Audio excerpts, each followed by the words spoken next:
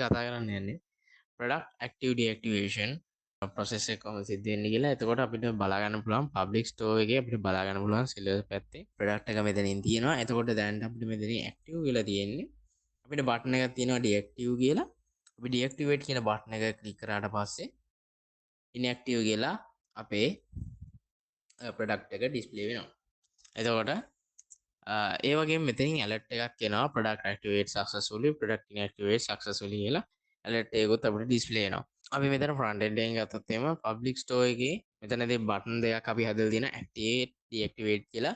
එතකොට මේක ක්ලික් කරාම මෙතනදී fetch toggle product status.php කියන ෆයිල් එකට අපි වෙන එකට එනවා. එතකොට මෙතනදී ajax call වෙලා page එක reload නොවි status එක change වෙන්න තමයි අපි මෙතන හදලා තියෙන්නේ. එතකොට ඒ වගේ මෙතනදී බටන් ටෙක්ස්ට් එක අප්ඩේට් වෙනවා ප්‍රොඩක්ට් කාඩ් කලර් එක චේන්ජ් වෙනවා මෙතනදී සෙලර්ට ප්‍රොඩක්ට් එක ඇක්ටිව් කරලා පබ්ලික් ස්ටෝර් එකේ ෂෝ කරන්නත් පුළුවන් ඉන්ඇක්ටිව් කරලා මෙතන හයිඩ් කරන්නත් පුළුවන් මෙතනදී ඩේටාබේස් එකේදී ප්‍රොඩක්ට් ස්ටේටස් ෆීල්ඩ් එක තමයි මෙතනදී අපි අප්ඩේට් කරන්නේ එතකොට ප්‍රොඩක්ට් ස්ටේටස් ප්‍රොසෙස් ෆයිල් එකට ගියොත් එහෙනම් අපි මෙතනින් බලා ගන්න පුළුවන් වෙනවා ස්ටේටස් සෙෂන් ස්ටාර්ට් එකක් අපි මෙතනින් දීලා තියෙනවා එතකොට මෙතනදී සෙෂන් එක ස්ටාර්ට් කරලා මෙතනින් ලොගින් තෙල වෙරිෆයි කරගන්නවා මෙතනදී ඊට පස්සේ අපි ඩේටාබේස් කනෙක්ෂන් එක මෙතනට ඉන්ක්ලූඩ් කරගන්නවා ඊට පස්සේ JSON header එකක් දීලා මෙතන response එක JSON format එකකින් return වෙන විදිහ තමයි මේක හදන්නේ මොකද මේක Ajax වලින් මේක call වෙන නිසා ඊට පස්සේ මෙතන authentication check එකක් යනවා එතකොට මෙතනදී අපි user log වෙලාද ඉන්නේ account type එක seller ද ඉන්නේ කියන එක අපි මෙතනින් verify කරගන්නවා එහෙම නැත්තම් මෙතනදී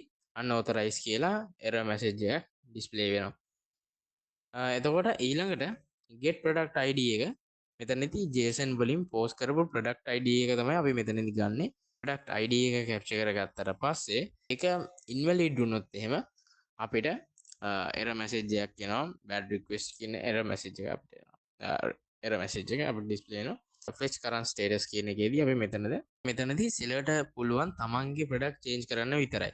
එතකොට තමන්ගේ product වල status එක තමයි මෙතනදී change කරගන්න පුළුවන්. එතකොට අපි මෙතනින් දාන condition එක තමයි මෙතන seller ID එක seller ID එක සමානයි user ID එකට අපි මෙතන check කරගන්නවා.